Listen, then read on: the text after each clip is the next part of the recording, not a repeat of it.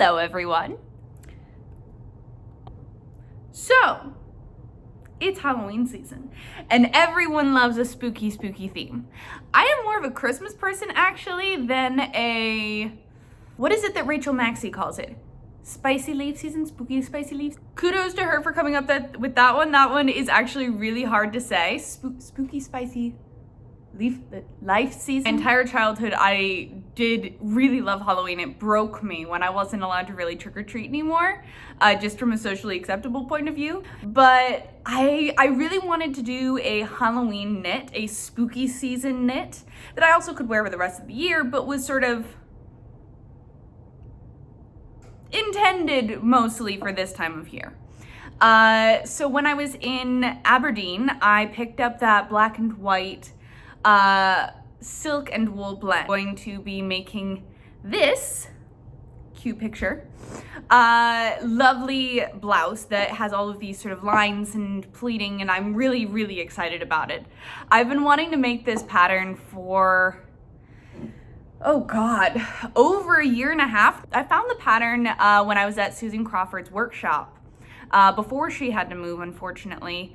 But it was an amazing experience.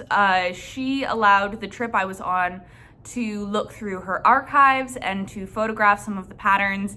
This pattern is a little bit tricky though, because there is no gauge. There is no finished measurements.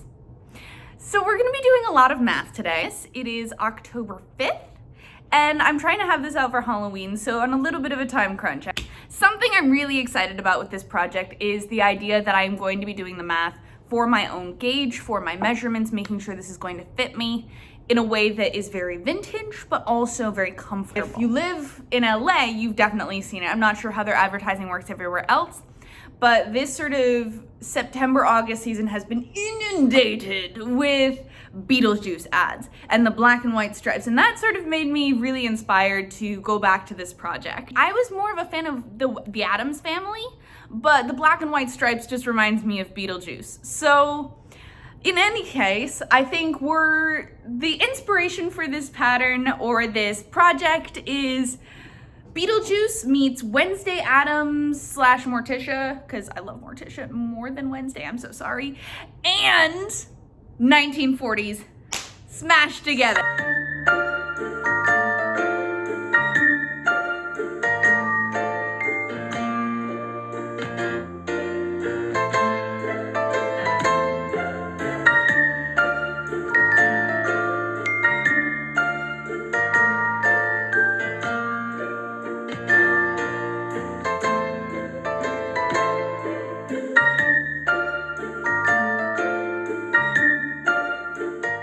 Never mind. Basically, there are no measurements anywhere. What? There isn't even a yarn that they're suggesting using. I don't know. I think it's a fingering. I think I've gotten the right one. I think it's a fingering. But we don't know. Oh boy. I'm already like, I think my plan of action just has to be to jump in. I don't think they're giving me a needle size. My guess is I'm gonna try like a size 3. The entire back is worked on 63 stitches, which means 63, I've noticed also, to make the vertical stripes, you're knitting a giant rectangle. So the rectangle is knitted up like scarf, and then you turn it horizontally, and then you stitch it into the yoke. So all of the pattern from the yoke down is actually sideways to what we would normally knit for, which is really interesting, but it also means that the entire back is done, basically everything is done on 63 stitches. So 63 stitches from the top yoke to my waist has to be right. Also, there is 24 rows of 6. So 6 times 24, that's the number of rows that the entire back is. So that means that whatever needle size I choose, however many rows I do, and granted this is supposed to be flowier, so it shouldn't be too tight, I'm gonna go cast on. Hello. All right, so we are back, kind of. So everything being said, I did a swatch, and by everything I mean the lack of needle sizes, the lack of recommended yarn, the lack of finished measurements. This has got to be the worst pattern I have ever chosen to do based off of basic criteria. However, the photograph is so enticing, I can't give it up. So based on the photograph, I found that I think that the black and white stripes are about an inch apiece. Going on that assumption, I've chosen to do a little swatch. Now I've done the full 63 stitches. So the yoke is going down to about there.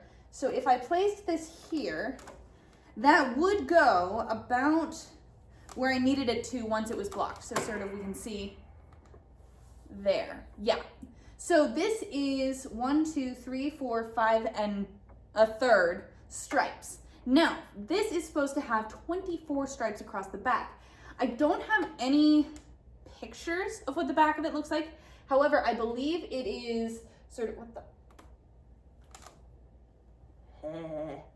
I don't have any pictures of what the back looks like. However, I believe this bit will be sort of gathered in the back into the yoke. So, going on that assumption, I think this is okay to keep going, which if once I'm gonna have to change the orders in which I make this stuff. So there's multiple pieces. There is the back yoke, both front pieces, the front yoke, the front button band strips, which are also done on diagonals, and the collar, and the sleeves and the sleeve bands. So what I think I'm going to have to do is I'm gonna have to do the back and the back yoke. Now, if the back and the back yoke line up, then we can do the front and we start getting into more complicated stuff. The back and the back yoke are the most straightforward pieces. Since this is knitted like this and pieced like this, whatever 24 inches here is, if I then knit the back yoke and it gathers correctly across the finishing measurements, we should be fine to do the front and the sleeves and all of that nonsense as pattern suggests without any modifications. Now, if it isn't, we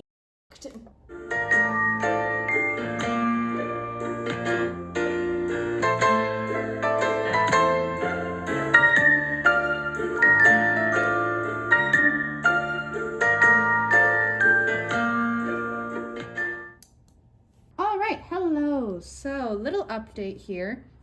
This is the right side front. I've done around 10 of these little stripes, and in a few minutes here I'm going to be able to, I think, start decreasing for the armhole here. However, this is the piece that would have been lovely. This is sort of my swatch. I did this to measure out if the number of stripes would fit my torso and specifically the back piece. Now this is 24 stripes wide, so roughly these are almost an inch. It's somewhere between 3/4 of an inch and an inch each. I'm really happy with this. I'm using size 3 needles. This piece proved that size 3 was the way to go, and this will fit me. I did not do it correctly, so it can't serve well, the length is correct, but if I wanted to use it as an actual piece for the back, I didn't do the arm increases, so increases? The increments? Incrementally increasing? Okay, back on track. But basically, this would need to be wider. So one of the things that I'm realizing is not that this blouse is incredibly complicated, unlike some of my previous projects, just that it's a lot of individual pieces. But I've ordered the buttons as of last night from Etsy. If they get here in time, that would be great. If not, I have backups, and I may or may not switch them out at a later date. But I think at this point, it's just knit, and check in tomorrow morning. I might be able to finish this front piece tonight, and tomorrow maybe I'll be able to start the left front. I am unsure as to whether or not I want to do sort of right front, right yoke, left front, left yoke, or right front, left front, yoke. Front, yoke, yoke, front, yoke, yokes.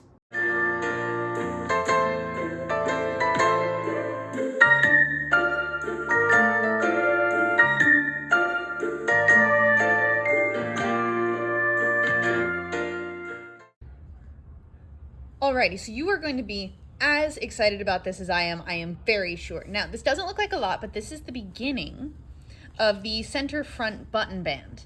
Now, it's knit like this, where you start with 3 stitches here, and then you increase every single row on each side until you have 21. And then you begin the same thing with the sleeves, where you increase on both sides of this side and decrease on this side. So decrease, knit all the way across, increase, then flip it, increase on the purl side, purl all the way down, and then decrease again.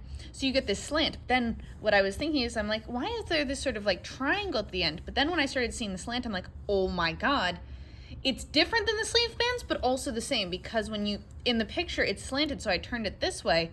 Oh my God, it is witchcraft. Look at that, look at that.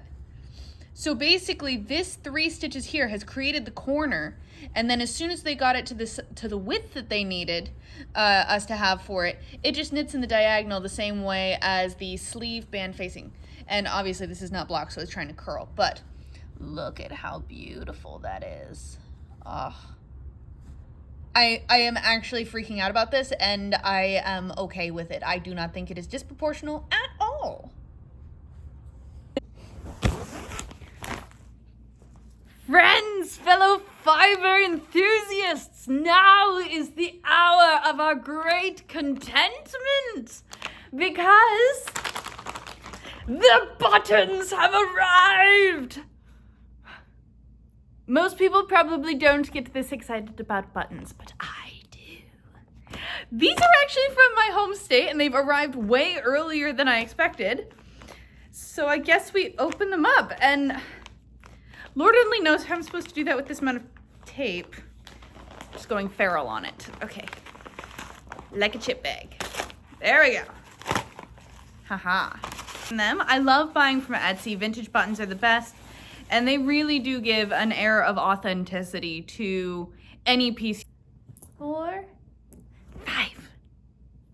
So these are, pardon shit nails. If there's one thing I will never do in this life is be good at doing my nails. But look at that.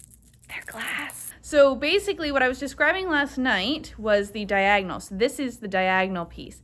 And this really cleverly begins on a black, ends on a white. So these will stitch together, which until it's blocked, I really can't show this very well. But you see it will just seamlessly, there won't be any vertical seam. The seam is still horizontally, not quite horizontal, diagonally inclined.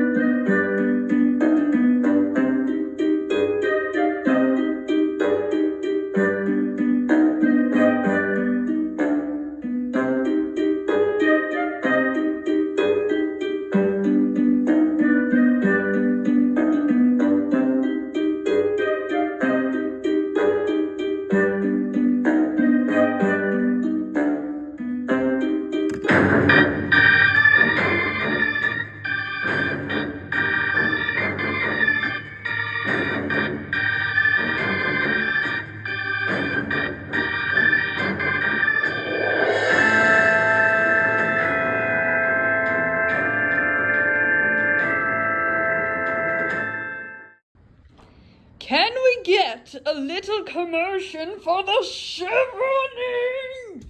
It lines up. It lines up! Okay. Maybe I'm getting a little aggressively excited about this now, but it's so perfect. And then this bit here stitches, so it'll be perfectly in the dot for the, it'll be perfectly on this dot for the sleeves, which are poofed, by the way. This project is becoming like everything of my hopes and dreams, and I never am going to want to take it off if this is even remotely flattering. Hello and good morning! Yes, so we are getting to the end of this sweater, which is really lovely because it is a goddamn nightmare in some ways. I am loving it though, and it looks like it's going to fit really nicely. But the amount of matching the stripes, having to sew all of these pieces together with thread, not yarn, because you want it to match up so precisely. And even though you're doing it with thread, you can't fucking do it on the sewing machine because the knit has silk in it. So when you put it underneath the sewing foot, it'll move. It's sort of like if you've ever sewn with like, I want to say like silk or crepe de chine or anything that's used for undergarments, lingerie, slips. Sewing with that is a by the way. But this would do the same thing. There is a 20% silk content to this, so I haven't been able to sew any of it by machine. I've been stitching this entirely by hand.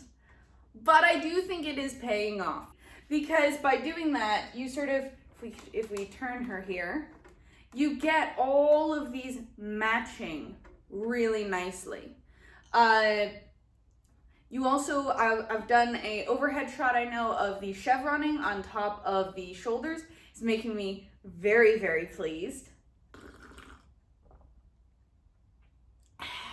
So, I am not caffeinated for any of this, but how, once you have your pieces finished, how important final finish is. Now, finishing things professionally is a completely different thing, but from home finishing, you can make things look more professional by matching up directly different stripes. Something I really enjoy doing is we're gonna move these, not woven in threads. I like to match up because I believe that the things that I make have a better than store quality to most of what we make today. Meaning maybe it's not the fit that everyone would like today, but then again, I'm not exactly wearing the clothes that everyone is wearing today. So it really doesn't matter. I've made both this shirt recently in my video, and this is a recent skirt that I've done. I love both my pieces. I find them really flattering, and I find that if I really finish quality them, they don't look homemade in the way that your Halloween costume does. They are wearable pieces that I wear every day. So something I really like about this pattern is I've done these diagonal lines in the sleeves. Now this is gonna need shoulder pads most likely, which is a new phenomenon for me because I've got broader shoulders, so I don't usually need them. But with this, the poof is going to be so exaggerated on the sleeves. I really do want that extra oomph.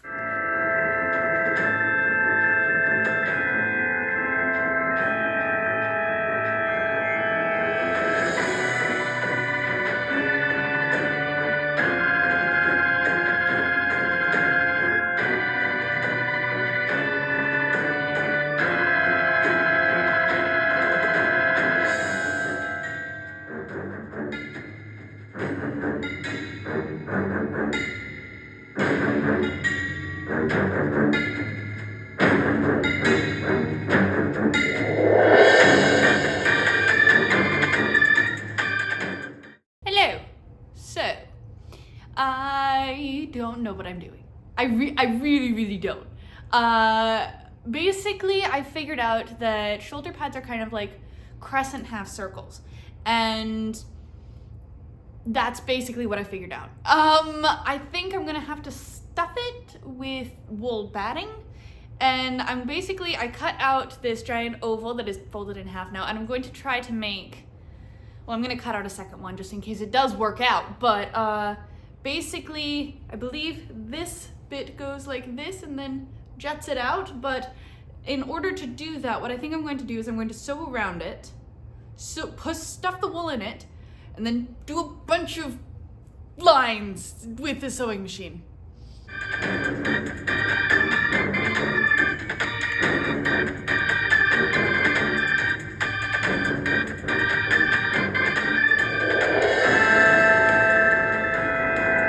I feel like I'm pressing a tortilla.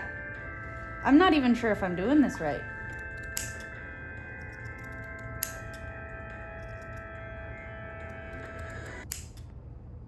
I'm sure that I'm doing this incorrectly. If you have any references or ways to do these better, please put them in the comments. I would love to know how to do this properly, actually. Even though I have a funny feeling this is gonna work somewhat well. Just because it's very stiff, and I think it's gonna hold out that sleeve the way I want. All right. Not bad.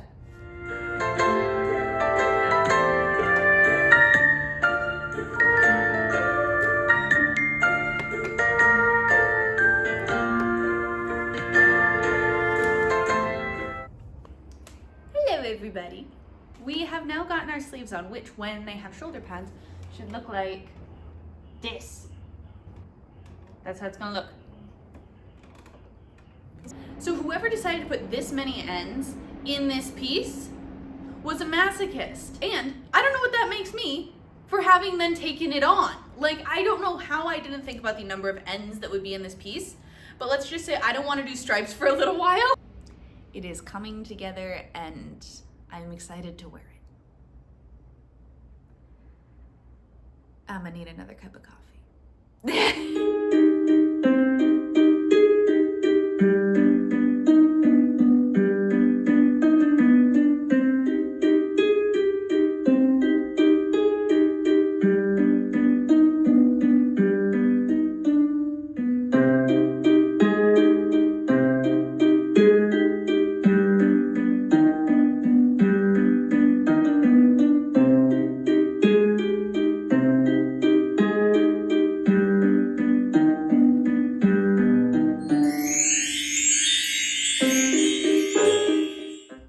If you liked this video, please like it. It does help me. It helps the algorithm know that when I come out with a new video that you want to see it. Or you could just subscribe, which would be amazing, and I'd love to have you join me again.